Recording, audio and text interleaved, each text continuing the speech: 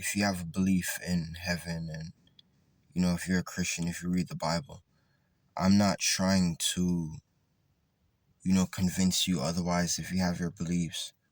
I'm just trying to always explain that, I want the atmosphere of everyone is entitled to their own opinions. I'm not trying to convince you otherwise of, what heaven looks like.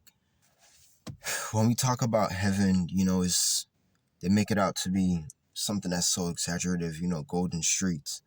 It's always some gates. It's always something that, as I said, is so exaggerative and, it's just too much. It's so much that, it makes it almost unbelievable.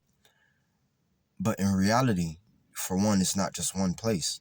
And for two, it's pretty much like what you're looking at right now, but just a little bit more, better. It's not much, different than what you're looking at right now in regards to anything out of the normal.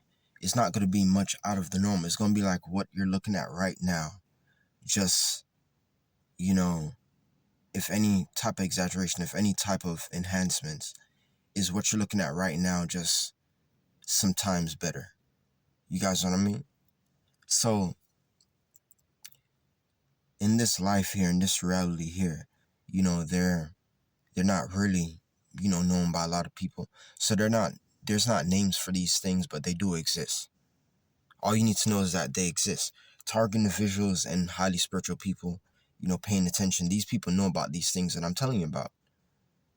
You're spiritually led to your house, so these things can simply be in your backyard. You're in your backyard and you're doing something as simple as raking leaves and your mind just goes elsewhere. They don't want these things, in your head. They don't want you to know about these things. So you're most likely to be targeted. Simply, this is the reason why you're seeing, people follow you around in grocery stores while you're shopping.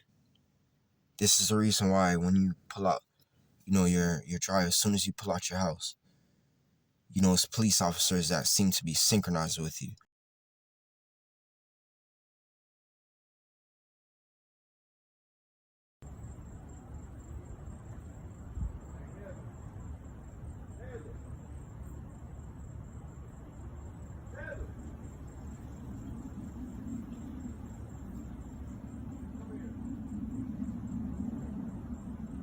Y'all see this?